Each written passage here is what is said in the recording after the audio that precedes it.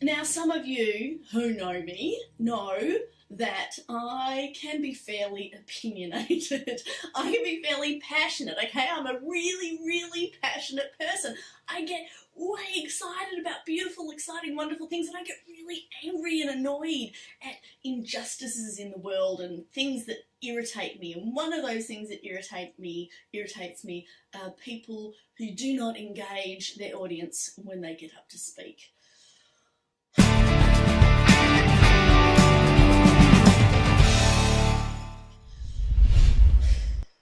So deep breath, because I had to endure a presenter who did pretty much everything that you could possibly do wrong.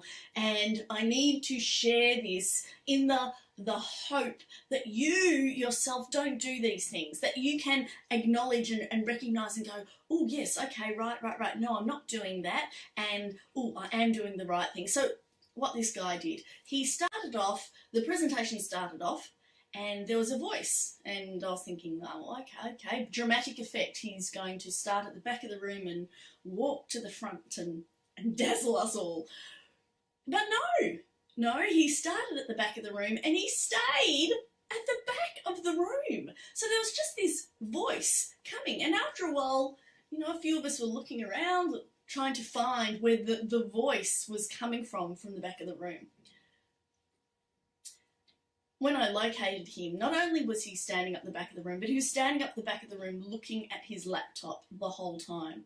So what this meant was that he was actually looking down to his laptop, so his voice was projected down, it wasn't projected out towards us.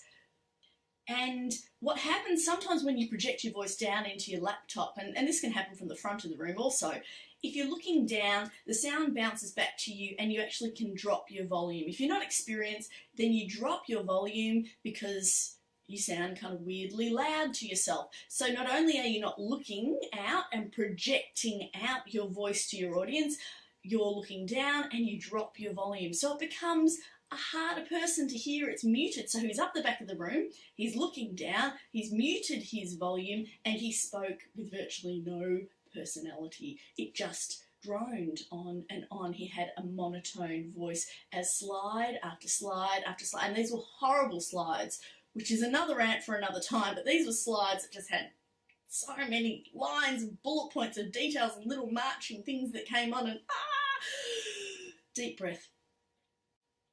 There was no eye contact. There was no connection with the audience. There was no feeling and passion to what he was saying. We didn't get that he loved what he was talking about, that he wanted to share that with us. And no matter how knowledgeable he was, if I don't get that you love what you're talking about, that you're interested, that you want me to know about it, then I feel like I'm wasting my time. And you can feel like you're wasting your time listening to people, and I'm sure you've had that experience where you've been listening to someone and it feels like, well, they can't be bothered, so why should I? I encourage you, sunshine and sparkles, I encourage you to engage your audience, connect with them, show them that you love what you're talking about, show them that you know what you're talking about, make eye contact, smile, actually be aware of who they are, what they need, and speak to them with information and stories and case studies that actually relate to them. If you do this, then you will engage your audience beautifully.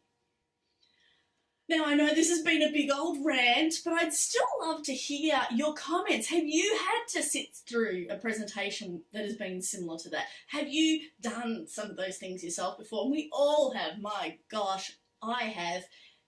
It's how we learn. But we want to move forward, right? So I'd love to hear your comments. Please share with us in the comment box below, and like us on Facebook and share your comments there too.